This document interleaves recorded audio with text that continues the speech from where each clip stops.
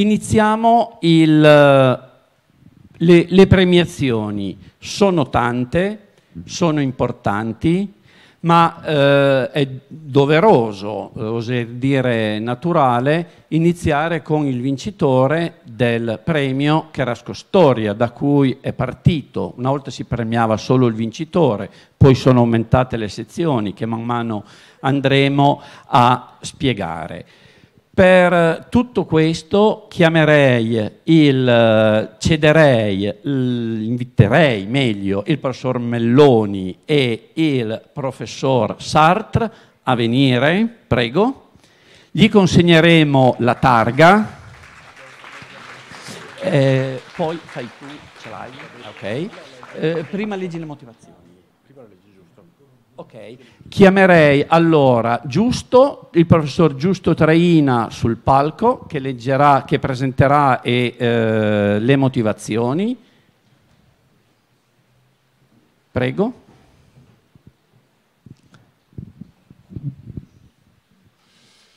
Pubblicato da Einaudi nel 2022, il libro La nave di Palmira rappresenta il felice risultato della lunga esperienza scientifica e didattica di Maurice Sartre, professore emerito dell'Università di Tours, che mette qui a frutto la sua profonda conoscenza di testi, monumenti, territori e paesaggi del mondo antico, dipingendo un vero e proprio affresco dove uomini e popoli si incontrano ai confini dell'oikumene, il mondo abitato, ovvero conosciuto, in una storia che abbraccia ben 10 secoli, dal IV secolo a.C.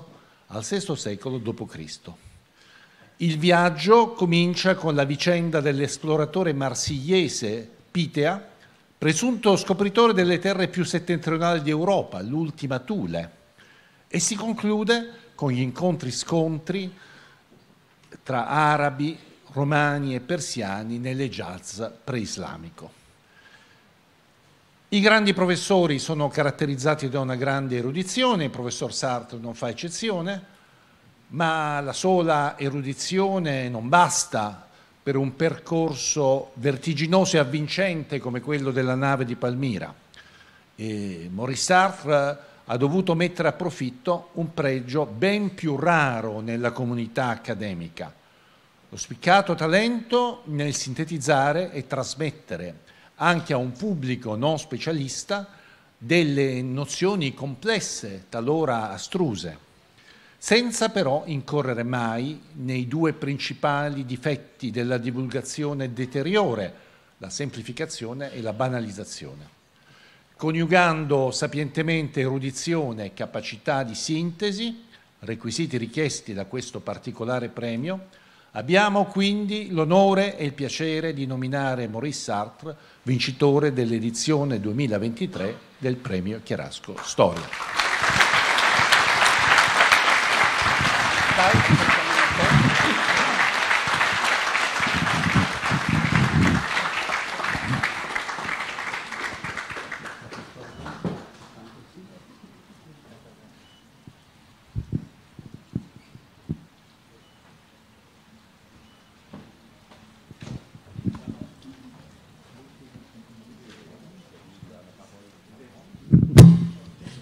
Diamo la parola al professor Sartre per un breve discorso di accettazione del premio.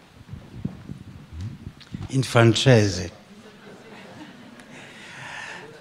Je suis évidemment très ému, très honoré aussi par ce prix. Quand j'ai été prévenu il y a 2 mois, 3 mois peut-être, j'étais totalement surpris que la traduction italienne de ce livre ait été couronnée par ce prix. Donc je tiens à remercier évidemment d'une part la municipalité de Cherasco, le jury et les très généreux mécènes qui soutiennent cette entreprise et dont on a entendu une liste tout à l'heure. Écrire un livre est toujours une aventure très difficile. Il y a des livres faciles à écrire, ceux qui s'adressent uniquement à nos collègues savants. Parce que on sait que ce livre-là est indispensable pour eux, et donc il y aura peut-être 100 lecteurs dans les 20 années qui viennent. Peut-être. Mais la difficulté, là, elle est scientifique, et donc on n'a pas de questions à se poser. Quand on veut écrire un livre qui touche un public plus large, de tous ceux qui s'intéressent à l'histoire,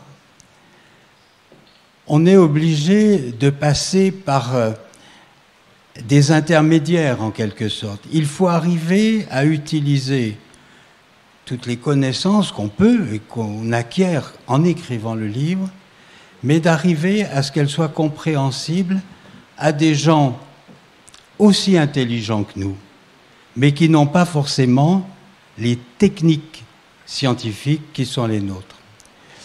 Celui-ci a été particulièrement difficile, je dois le dire. C'était une demande de mon éditeur et il m'avait demandé de regrouper une quinzaine de personnes au maximum pour écrire le livre. Et puis, quand j'ai commencé à réfléchir,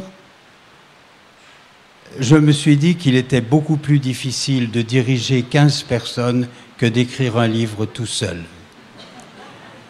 Donc finalement, j'ai décidé de l'écrire tout seul, alors que je ne connais ni le chinois, ni les langues de l'Inde, ni les langues sud-arabiques, et finalement pas grand-chose. Il faut bien le reconnaître.